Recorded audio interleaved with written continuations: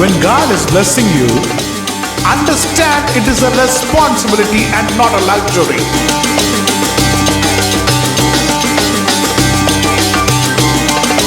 If God be for us, who can be against us?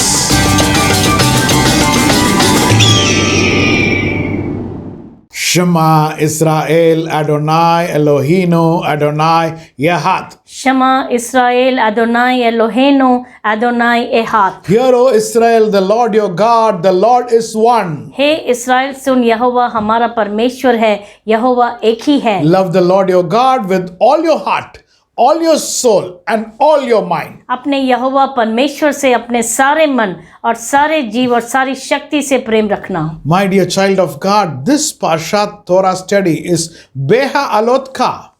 मेरे प्रिय परमेश्वर की संतान, आज का जो तोरा का मनन है उसका नाम है बेहा अलोत्का, Which means in your going up. जिसका मतलब है आपके ऊपर उठने में। Let me give you the scripture portion for this. वेदी के भाग आपको बता दूं। Numbers chapter 8 verse 1 to 12 verse 16. गिनती की पुस्तक 8वां अध्याय उसके पहले पद से लेके 12वां अध्याय 16वें पद तक। The book of Zechariah chapter 2 verse 10 to 4 verse 7. जकरिया की पुस्तक 2रा अध्याय 10वें पद से लेके 4था अध्याय 7वें पद तक। And the book of 1 Corinthians chapter 10 verse 6 to verse 13. पहली कुरिन्थियों की पुस्तक 10वां अध्याय उसका 6 से 13वां पद। Glory be to God. परमेश्वर की महिमा हो। What is the situation of the Israelites? अभी इस्राएलियों की स्थिति कैसी थी? Now they are traveling in the wilderness. और उस जंगल में से जा रहे हैं। What is wilderness? और जंगल का मतलब क्या है? Where mostly nothing is there. जहाँ पर कुछ नहीं होता। It is not like our house. हमारे घर के समान नहीं। Now, nobody will definitely buy a land in the wilderness and say, I want to stay here. और कोई भी जंगल में जमीन खरीद कर वहां पर नहीं रहना चाहेगा। But these Israelites are staying in the wilderness for so many years continuously. लेकिन इस्राएली उस जंगल में कितने ही वर्ष उन्हें रहना पड़ा। If a person has a particular schedule in the house, और अगर घर में कोई सारणी होती है हमारी, you say, I get up, I brush my teeth, I wash my face, I have a schedule like this. The same schedule you cannot have in the wilderness. हमारी जो रोज की सारणी होती है, घर में ही उठते हैं, हम दांत मांजते हैं, उसके बाद चाय पीते हैं, ऐसा हमारा समय होता है, लेकिन वह जंगल में हम नहीं कर सकते हैं। Any time when a person is traveling, जब भी कोई यात्रा कर रहा होता है, the schedule undergoes some changes. और उसकी सारणी में कुछ न कुछ परिवर्तन आ जाता है। Now this is a period like a person is traveling or a person is shifting the house. That stage this is. और ये उस स्टेज के समान जहाँ पर कोई घर बदल रहा हो या कोई यात्रा कर रहा हो। Now for the Levites it is very difficult because they are shifting the tabernacle from place to place. और लेवियों के लिए तो बहुत ही कठिन, क्योंकि वो मिलाप वाला तंबू एक जगह से दूसरी जगह पर वह कूच लगा रहे थे। Now the Israelites were murmuring. और वह बुड़बुड़ा रहे थे इस्राएली लोग। Many times we are telling this Israelites are murmuring. We were giving it in a negative perspective. और कई बार इसे नकारात्मक रीति से हम कह रहे थे कि वो बहुत ही बुड़बुड़ा रहे थे। Of course it is wrong. और सच में वह गलत ही है। But if we have to put ourselves in their shoes, लेकिन अगर हमें अपने आप को उनकी जगह में हम डालकर देखते हैं, are we sure we would not have murmured? क्या ये निश्चित है कि हम नहीं बुड़बुड़ाते? If we are in a journey, अगर हम एक यात्रा में हैं, sometimes it happens in our lives. कभी कभी जीवन में होता है। If we travel by train or flight or bus, रेलगाड़ी से या बस से या हवाई जहाज से हम यात्रा करते हैं। if there is an announcement that the train is delayed, और अगर कुछ ऐसे बताते हैं कि रेलगाड़ी में कुछ विलंब हो रहा है, the train which has to come at a particular time is coming late by 3 hours or 4 hours, अगर रेलगाड़ी आने में 3 घंटे पीछे है, how much our mind gets disturbed तो हमारा मन कितना ही विचलित हो जाता है। after getting into the train. और रेलगाड़ी में चढ़ने के बाद If the train is further delayed, अगर वो और भी देरी से जा रहा है, next day morning you have to reach a particular location. अगले दिन सुबह आपको एक जगह पर पहुंचना है It's not reached. और नहीं पहुंचते, Now we'll be sitting in the train and we'll be getting irritated. और गाड़ी में बैठकर हमें बहुत ही गुस्सा आता होता है। अरे how much time यार? और कितने समय तक हमें When it is going to reach? और कब जाके पहुंचेगा? Now for a minute think about the situation of the Israelites. और एक मिनट के लिए इस्राएलियों की स्थिति के बारे में सोचिए। When they came out of Egypt, what mindset they came? और जब मिस्र से निकले तो कैसे मन का उनकी स्थिति We थी? are going to go and reach a land. और हम जाकर एक जगह पर पहुंचेंगे In between they did a mistake. और बीच में गलती कर बैठे। When that spies went and came, yes, it is agreed. और जब भेदिए जाकर आए तो हाँ उसे मान सकते हैं But गलती। for them, now keeping on traveling in the desert and again shifting. Now they are getting mentally stressed out. और उस जंगल में यात्रा बार बार कर रहे हैं और बार बार अपना तंबू और अपना डेरा फिर से एक जगह से दूसरी जगह पर डाल रहे हैं। बहुत ही वो उसे तंग हो रहे थे। Now imagine a situation. Now they were getting a lot of children also. उनके साथ उनके बच्चे भी थे। Imagine a situation where they are moving with a pregnant wife. और अगर उनकी पत्नी गर्भिणी हो तो उसके बारे में सोचिए। So in their going up, lot of things are happening. और उनके ऊपर जाने में बहुत सी बातें हो रही हैं। That is what we are going to see in this Torah study. और इस तोरा के मनन में आज हम वही देखेंगे। So the key points what we are going to see are और जो मुख्य बातें आज हम देखेंगे arrangement of the lamp. और जो दीवट है उसका संभालना। Number 2, दूसरा, the complaint of the people. लोगों की शिकायत Or we can say murmuring of the people. या बुड़बुड़ाना लोगों का। And number 3, और तीसरा, leprosy comes for Miriam. और मिरियम को कोड आता है। We are going to discuss that also. इन तीन बातों को हम देखेंगे आज। Glory be to God. परमेश्वर की महिमा हो। Now let us go to point number 1. पहली बात पर जाएंगे।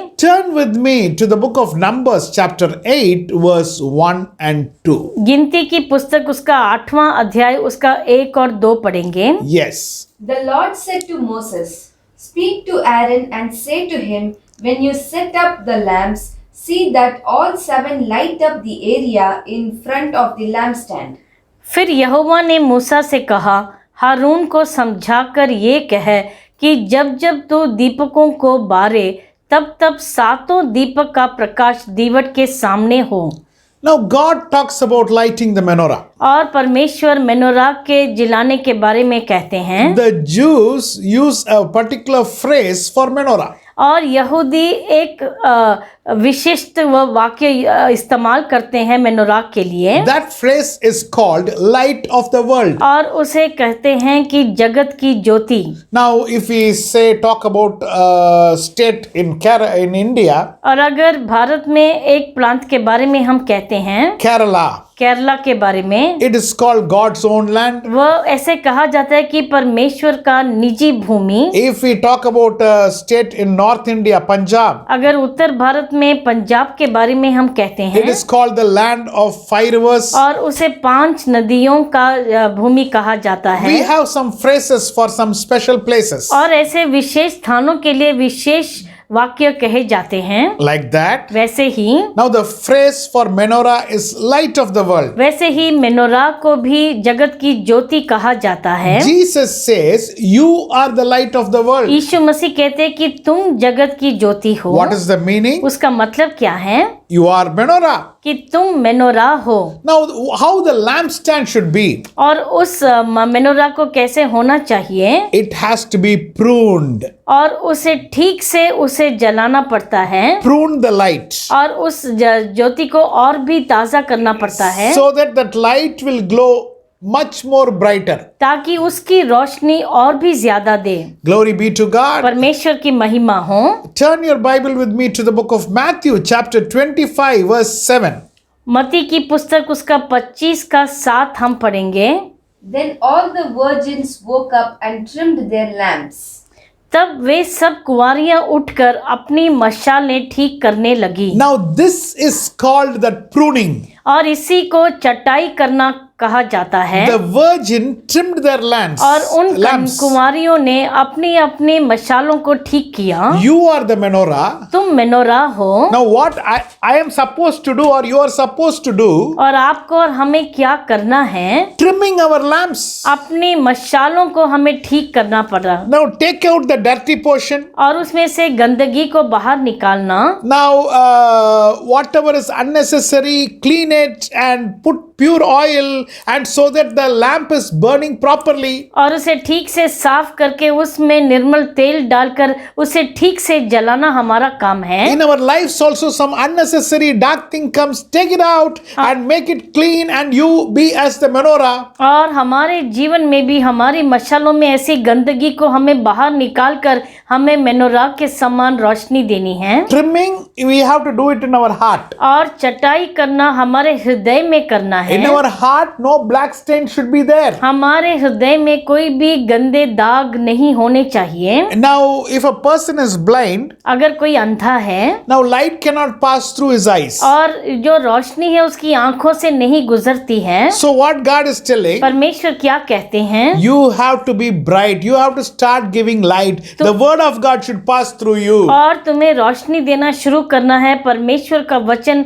आपके द्वारा गुजर कर जाना चाहिए। Now this menorah is kept in the holy place in the tabernacle. और मिलाप वाले तंबू में पवित्र स्थान पर मेनोरा को रखा गया है। There is a window there. वहाँ पर एक खिड़की है। This light goes outside. और ये रोशनी बाहर जाती है वहाँ से।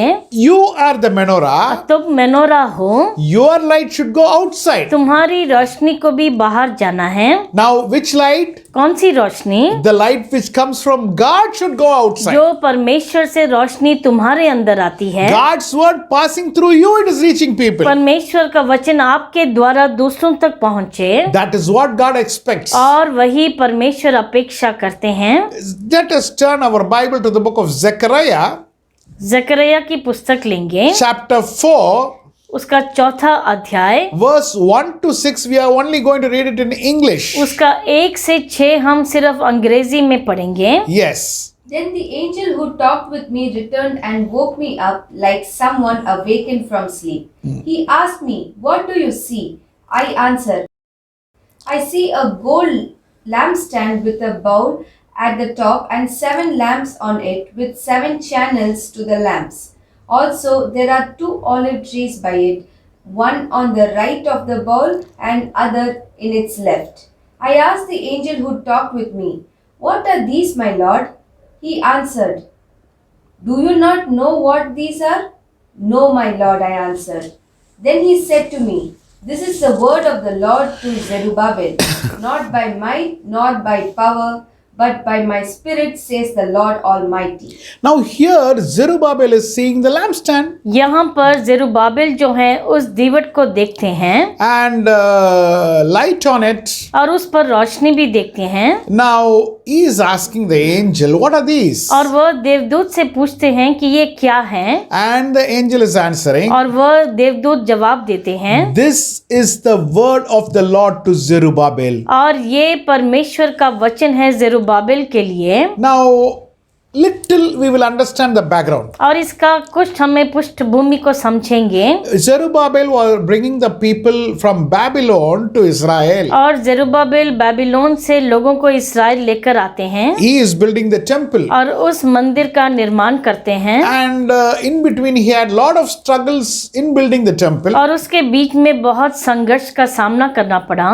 Finally, और आखिर में building is complete. और वह निर्माण पूरा हुआ मंदिर He का। is happy. बहुत ही खुश हैं जेरुब्बाबिल। Oh, okay, it is completed. और अच्छा ये पूरा हो चुका है। At that time, और उस समय God is giving one slap. परमेश्वर एक चांटा देते हैं। I mean, it is not literal. और ये सच में चांटा नहीं, It is spiritually, I am telling you. लेकिन आत्मिक रूप से चांटे के समान है ये। That's satisfaction what he has got. और No? जो संतुष्टि अपने आप में पाई उसने, Oh, I completed building the temple. और मैंने तो निर्माण पूरा कर दिया। God says, परमेश्वर कहते हैं careful. बहुत ही सावधान रहो। It is not you who have completed building the temple. और ये तुम नहीं जिसने मंदिर का काम पूरा किया। It is happened by the Spirit of the Lord. लेकिन ये मेरी आत्मा के द्वारा हुआ है। Now what does that verse say? और वो वचन क्या कहता है? Not by might nor by power, but by my Spirit, says the Lord Almighty. ना तो बल से और ना शक्ति से, परंतु मेरे आत्मा के द्वारा होगा, ये यहोवा की यही वचन है। My dear child of God, मेरे प्यारे ईश्वर की संतान, you and me are called to prune the light. और आपको और हमें बुलाया गया कि हम अपनी मशालें ठीक कर सकें। We are the menorah. और हम ही मेनोरा हैं। We have to give the light. हमें रोशनी देनी है। If pride is coming inside, और अगर हमारे अंदर घमंड आता है, we should take that black stain outside उस दाग को हमें बाहर निकाल देना है। and reflect the light of God. परमेश्वर की रोशनी को हमें प्रकाशित और प्रकट करना है। Glory be to God. परमेश्वर की महिमा हो। This is the job which God gave the Levites. और लेवियों के लिए यही काम दिया गया। Now let us go to the second point of this Torah study. इस तोरा मनन में दूसरे पॉइंट पर जाएंगे। The complaint of people. लोगों की शिकायत। Right from the time they started, जब से शुरुआत की उन्होंने वहां से, problem, complaint. समस्या समस्या, शिकायत शिकायत। Now, no water, कोई पानी नहीं, everybody scolds Moses. सब लोग मूसा को गुस्सा करते हैं। No food, खाना नहीं, shout at Moses. और मूसा पर चिल्लाओ। Water is bitter, और पानी बहुत ही कड़वा है, shout at Moses. मूसा पर चिल्लाओ। But actually speaking, लेकिन सच में अगर देखें, Moses is not responsible for any of the problems. कोई भी समस्या का जिम्मेदार मूसा नहीं। Sometimes we criticize a person too much. कभी कभी किसी की बहुत आलोचना हम करते हैं, It might kill the leader in him. और शायद उसमें वह नेतृत्व को ही खत्म कर देता है। Sometimes it will lead to hopelessness. कभी कभी उनमें निराशा भर देता है। We have to think he is also a human being. और हमें ये सोचना है कि आखिर वह भी तो एक मनुष्य है। We are given leaders at various levels. और अलग अलग स्तर पे हमें नेता दिए जाते हैं। In our church there is a leader. हमारी कलीसिया में एक नेता है, The pastor is there. और पादरी है वहां पर।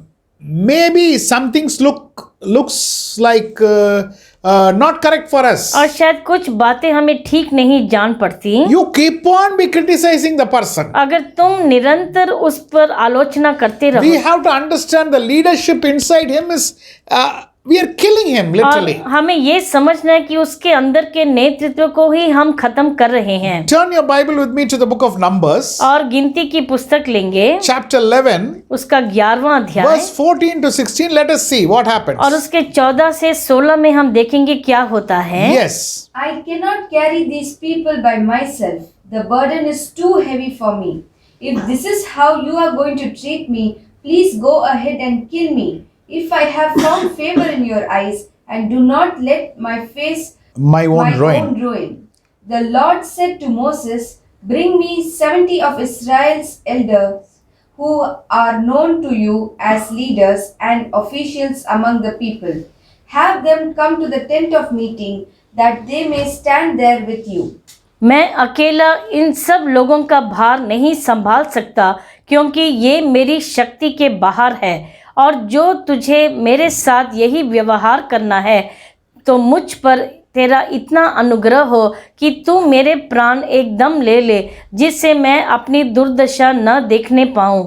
यहोवा ने मूसा से कहा, इस्राएली पुरनियों में से 70 ऐसे पुरुष मेरे पास इकट्ठे कर, जिनको तू जानता है कि वे प्रजा के पुरनिय और उनके सरदार हैं, और मिलाप वाले तंबू के पास ले आ कि वे तेरे साथ यहाँ खड़े हों। Now here we see Moses is frustrated to an extent. यहाँ पर हम देखते हैं कि मूसा इतना वह बहुत ही क्रोधित हो गया है। He is telling God, kill me. और वह कहते हैं कि आप मुझे मार डालिए, I don't want to live anymore. और मुझे और नहीं जीना है।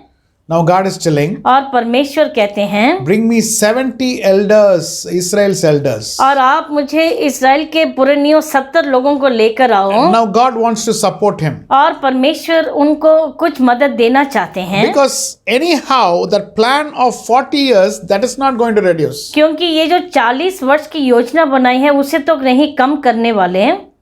So God is providing him support so that he is able to handle the leadership part of it with little less stress. और परमेश्वर ये देखना चाहते हैं कि वो जो नेतृत्व का काम कर रहे हैं कुछ कम तनाव के साथ वो कर पाएं। Now they are shifting to one place. एक जगह पर वो जाते हैं एक जगह से दूसरी जगह। In sometimes they are there for 1 day. कभी कभी वहाँ एक दिन ठहरते हैं, Sometimes 3 days. कभी 3 दिन, Sometimes in one place 1 year. कभी कभी 1 साल के लिए उसी जगह पर। It was stressful for them. बहुत ही तनाव से भरी स्थिति थी For Moses it was too much stressful. और मूसा के लिए बहुत ही तनाव भरे क्षण आते थे। But in the midst of all these things, लेकिन इनके मध्य में God was providing support. परमेश्वर उन्हें कुछ मदद दे रहे थे। Glory be to God. परमेश्वर की महिमा हो। Now one thing we have to keep in our mind. एक बात हमें मन में रखनी है, God never tested them beyond their capacity. और परमेश्वर ने उनकी क्षमता के ऊपर उनकी परीक्षा नहीं की। God will never test you and me beyond our capacity. परमेश्वर आपको और हमें अपनी क्षमता के ऊपर कभी भी परीक्षा नहीं देंगे। Turn your Bible with me to 1 Corinthians chapter 10 verse 13. पहले कुरिन्थियों की पुस्तक 10:13 हम पढ़ेंगे। Yes. No temptation has overtaken you except what is common to mankind, and God is faithful. He will not let you be tempted beyond what you can bear. But when you are tempted, He will also provide a way out so that you can endure it. तुम किसी ऐसी परीक्षा में नहीं पड़े जो मनुष्य के सहने से बाहर है, और परमेश्वर सच्चा है। वह तुम्हें सामर्थ्य से बाहर परीक्षा में न पड़ने देगा, वरन परीक्षा के साथ निकास भी करेगा कि तुम सह सको। My dear child of God, मेरे प्यारे ईश्वर की संतान, our God is faithful God. हमारे परमेश्वर सच्चे परमेश्वर हैं। Now He will lead you. वह तुम्हारी अगुवाई करेंगे He will not test you beyond the capacity. और तुम्हारे सामर्थ्य से बाहर तुम्हें परीक्षा में नहीं पड़ने देंगे। But don't stand against people. लेकिन तुम लोगों के विरुद्ध खड़े मत हो जाओ, Your focus should be increasing your light. और अपनी रोशनी को बढ़ाने में तुम्हारा ध्यान होना चाहिए। Now if in some situation we are feeling so frustrated कभी कभी कुछ स्थिति में हम इतने हताश हो जाते हैं about somebody in our life, हमारे जीवन में किसी के बारे में, jump into that person's shoes and see how things are. उस मनुष्य के स्थान में अपने आप को रखकर तुम्हें देखना है। If unnecessarily we keep criticizing people, और अगर अनचाहे बातों पर हम लोगों की आलोचना करेंगे, God will give back to us. परमेश्वर हमें वापस उसका बदला देंगे। Glory be to God. परमेश्वर की महिमा हो। Now let us go to the next point. अभी अगले पॉइंट पर जाएंगे। In this point we are going to discuss about the leprosy of Miriam. इसमें मिरियम की कोढ़ के बारे में हम देखेंगे। What made leprosy come to Miriam? और किस कारण से मिरियम को कोढ़ आया। Now it is because of the gossip which she did against Moses. और ये इस कारण क्योंकि मूसा के विरुद्ध जो बातचीत की उसने। Turn with me to the book of Micah chapter 6 verse 4. Mika की पुस्तक उसका 6:4 पढ़ेंगे। Yes. I brought you up out of Egypt and redeemed you from the land of slavery. I sent Moses to lead you, also Aaron and Miriam. मेरे विरुद्ध साक्षी दे, मैं तो तुझे मिस्र देश से निकाल ले आया और दासत्व के घर में से भी तुझे छुड़ा लाया, और तेरी अगुवाई करने को मूसा, हारून और मरियम को भेज दिया। Now whenever we say Miriam, जब भी हम मिरियम कहते हैं, we get a impression of bad woman, something like that. हम ऐसा सोचते हैं कि वो बहुत ही बुरी स्त्री थी, She got leprosy like that. उसे कोढ़ आया और ऐसी बातें। But what is God saying about Miriam? लेकिन परमेश्वर मिरियम के बारे में क्या कहते हैं? I sent Moses to lead you, और मैंने मूसा को तेरी अगुवाई करने भेजा, also Aaron and Miriam. और हारून और मिरियम को भी भेजा। So what is God saying? तो परमेश्वर क्या कह रहे हैं? Miriam was a righteous woman. कि मिरियम एक धर्मी स्त्री थी। Now Miriam had a role. उसकी एक भूमिका थी, Her spirits was high. और उसके जो आत्मिक स्थिति थी बहुत ही अच्छी थी। Now this is the situation. और और यही स्थिति है। Now you see in Numbers chapter 12 verse 1 and 2 what happens. और गिनती के 12 उसका 1 और 2 में देखते हैं क्या होता है। Yeah. Miriam and Aaron began to talk against Moses because of his Cushite wife, for he had married a Cushite. Has the Lord spoken only through Moses? They asked. Hasn't he spoken through us? And the Lord heard this. मूसा ने तो एक कुशी स्त्री के साथ ब्याह कर लिया था, सो मरियम और हारून उसकी उस ब्याहिता कुशी स्त्री के कारण उसकी निंदा करने लगे। उन्होंने कहा, क्या यहोवा ने केवल मूसा ही के साथ बातें की है? क्या उसने हमसे भी बातें नहीं की? उनकी ये बात यहोवा ने सुनी।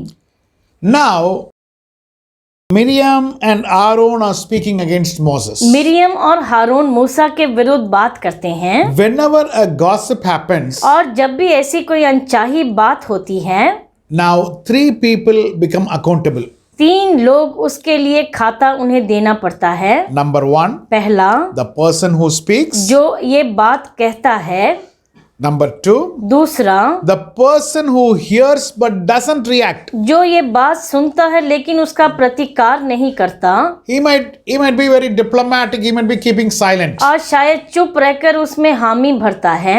But if he is not defending at that situation, लेकिन अगर उस स्थिति में उसके विरुद्ध वह प्रतिकार नहीं करता, he is also responsible. वह भी उसका जिम्मेदार बन जाता है। Thirdly, तीसरा, and the one who accepts what is being told. और जो बातें कही जाती है, जो उसे ग्रहण करता है, स्वीकार करता है। And now gossip is taking place here. और यहाँ पर अनचाही बात होती है। Now, when in this situation leprosy is coming to Miriam, और इस स्थिति में जब मिरियाम को कोढ़ आता है, now immediately Aaron is telling, oh, we are foolish, please God forgive me, like that. और हारून तुरंत कहता है कि हमने मूर्खता से बात की है, आप हमें क्षमा करें। Moses was a humble man. और मूसा बहुत ही एक नम्र स्वभाव का था। He has been like taking the blame for whatever happening from the beginning and keeping quiet. और शुरुआत से जो भी हुआ सबकी जिम्मेदारी अपने ऊपर ली और चुप रहा था। I don't think we can find any man like this. और शायद ही हम ऐसा मनुष्य देख सकते हैं। Such a humble man. और इतना नम्रता से भरा मनुष्य। But now when Miriam and Aaron are coming against Moses, लेकिन अभी जब मिरियाम और हारून उसके विरुद्ध बात करते they हैं, are telling, how come you are Moses, you alone, how you are special? और वो ये कहते हैं कि मूसा तुम कैसे विशेष हो। Now God wants to say, परमेश्वर कहना चाहते हैं, do you know who is Moses? क्या तुम जानते हो कि मूसा कौन है? I speak to Moses mouth to mouth. और मैं मूसा से सीधे मुंह में बात करता हूँ। Turn your Bible with me to Numbers chapter 12 verse 14. गिनती की पुस्तक उसका 12 का 14 पढ़ेंगे। The Lord replied to Moses, if her father had spit in her face, would she not have been in disgrace for 7 days? Confine her outside the camp for 7 days. After that, she can be brought back. यहोवा ने मूसा से कहा, यदि उसके पिता मुंह पर थूका ही होता तो क्या 7 दिन तक वह लज्जित न रहती? सो वह 7 दिन तक छावनी से बाहर बंद रहे, उसके बाद वह फिर भीतर आने पाए। Now God gets very angry. परमेश्वर बहुत क्रोधित हो जाते हैं। How did you dare to speak against my servant Moses? और कैसे मेरे दास मूसा के विरुद्ध तुमने बात करने का धैर्य किया? I speak to Moses I'll pay mouth to mouth. और मैं मूसा से पे मैं सीधा मुंह उससे बात करता हूँ। Now Aaron says, sorry Lord, please forgive us. और आरोन कहते हैं, मुझे क्षमा, हमें क्षमा करे परमेश्वर। Now please Lord, please heal Moses. Now Moses loves his sister very much. और मूसा अपनी बहन से बहुत प्रेम करते थे। Now Moses also has started praying. और मूसा ने भी प्रार्थना शुरू की परमेश्वर Now से। see the situation. और ये स्थिति को देखिए। Sister has been speaking bad about Oh, brother Moses. और उस बहन ने अपने भाई के विरुद्ध ही बात की है। Finally, who is praying for Miriam? लेकिन आखिर में कौन उसके लिए प्रार्थना करता है? Moses only is और praying. मूसा खुद प्रार्थना Now, करते हैं। this itself will show how much a humble man Moses और ये is. खुद दर्शाएगा कि वह कितना ही नम्र मनुष्य था। Now, this leprosy has come. अभी ये कोढ़ का रोग आया In उसे। Numbers 12:14, what is God saying? और गिनती 12-14 में परमेश्वर क्या कहते हैं? Let her be in isolation for 7 days. और उसे छावनी से बाहर 7 दिन तक रहना पड़ेगा। If a father has spit on her, if father is giving punishment, will she not bear that? अगर उसके पिता ने उसके मुंह पर थूका होता तो क्या वह लज्जित न रहती? Yes, this punishment has been given. और ये दंड उसे दिया गया है। So what happened? तो क्या हुआ? The entire camp was waiting for her till she got healed. और जब तक वह चंगाई ना पाई, पूरी छावनी में लोग उसका इंतजार कर रहे थे। And thank God for the beating. और उस ताड़ना के लिए परमेश्वर का धन्यवाद। There was repentance from Aaron and Miriam. हारून और मिरियम से पछताने का समय आया। My dear child of God, मेरे प्यारे ईश्वर की संतान, sometimes we receive some slight beating from God. कभी कभी हम परमेश्वर से मार खाते हैं। God wants to convey one message. परमेश्वर एक संदेश देना चाहते हैं। Change yourself. अपने आप को बदल डालो, Change your attitude. अपने स्वभाव को बदल डालो। You're not having the right attitude. तुम्हारा सही स्वभाव नहीं है। That person, now we don't know the situation under which situation the other person is. हम नहीं जानते कि अगला कौन सी स्थिति में है। Without understanding, we keep speaking many things. उसे बिना समझे हम उनके विरुद्ध बहुत सी बातें कर बैठते हैं। My dear child of God, मेरे प्यारे ईश्वर की संतान, restrain yourself from gossip. और अनचाही बातें करने से अपने जबान पर लगाम दो। It is better to keep our mouth shut at many times. कई बार अपने मुंह को बंद रखना बेहतर है। Glory be to God. परमेश्वर की महिमा हो। Next, let us turn our Bible to the book of Numbers, chapter 9, verse 6 to 11. We will read only in English. और गिनती की पुस्तक 9वां अध्याय उसका 6 से 11 पढ़ेंगे अंग्रेजी में। Yes. But some of them could not celebrate the Passover on that day because they were ceremonially unclean on account of a dead body. So they came to Moses and Aaron that same day and said to Moses, "We have become unclean because of a dead body. But why should we be kept from presenting the Lord's offering with the other Israelites at the appointed time?"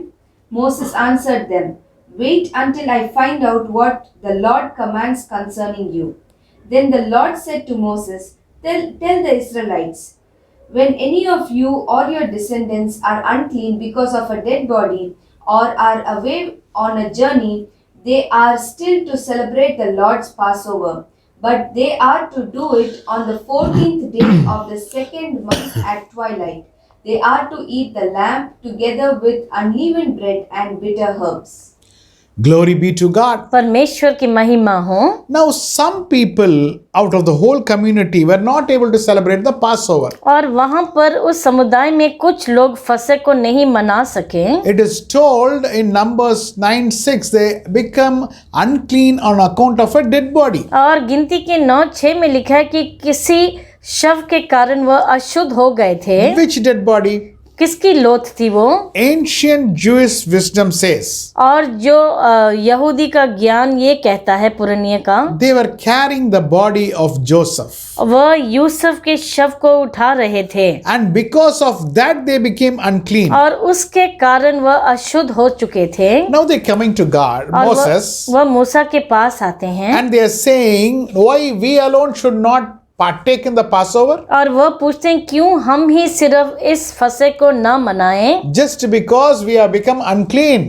इस कारण क्योंकि हम अशुद्ध हो चुके हैं। Now Moses is inquiring God and he is responding. और मूसा यहोवा से पूछकर उनको उत्तर देते हैं। And God says, परमेश्वर कहते हैं, all right, again next month 14th the second month 14th they can celebrate the Passover. और ये कहा कि दूसरे महीने के 14वें दिन वह फिर फसह को मना सकते हैं। Now what does this show? और ये क्या कहता है? When a person comes to God, और जब कोई मनुष्य परमेश्वर के पास आता है, he is ready to give a second chance. और वह दूसरा मौका देने के लिए तैयार रहते हैं। My dear child of God, मेरे प्यारे ईश्वर की संतान, our God is a God of compassion. हमारे परमेश्वर हैं जो दया से भरे हुए Our हैं। God is a God of love. हमारे परमेश्वर प्रेम के परमेश्वर Our हैं God is a God of second chance. और वह जो दूसरा मौका देने वाले परमेश्वर, He is ready to give a chance to you. और वह तुम्हें मौका देने के लिए तैयार हैं। Shall we submit ourselves? क्या हम अपने आप को समर्पण करेंगे Stop ourselves from gossip. और अनचाही बातों से अपने आप को रोक लेंगे? If we have done anything wrong, can we confess to God and come back to God? क्या अगर हमने कोई गलती की है तो उसका अंगीकार करके परमेश्वर के पास लौटेंगे? Our God will give us definitely one more chance. हमारे परमेश्वर फिर से एक मौका जरूर देंगे। Shall we pray? क्या हम प्रार्थना करेंगे? Heavenly Father, हमारे स्वर्गीय पिता, thank you so much for this precious moment. और इन बहुमूल्य क्षणों के लिए आपका धन्यवाद करते हैं।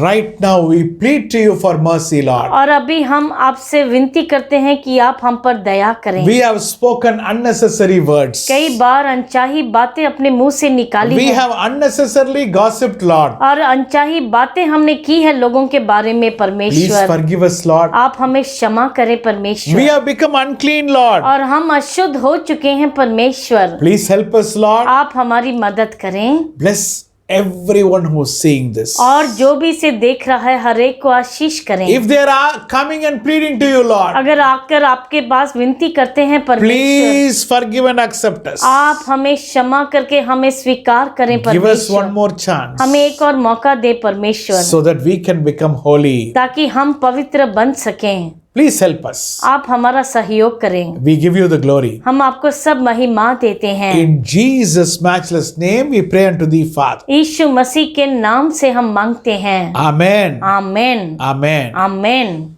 Praise the Lord, my dear children of God. जय मसीह की मेरे प्रिय परमेश्वर की संतान। Our God has given us one more chance. हमारे परमेश्वर ने हमें एक और मौका दिया है Let us strive and be holy. और हम प्रयास करके और पवित्र बनेंगे। God bless you. परमेश्वर आपको आशीष करें। God bless you. परमेश्वर आपको आशीष करें।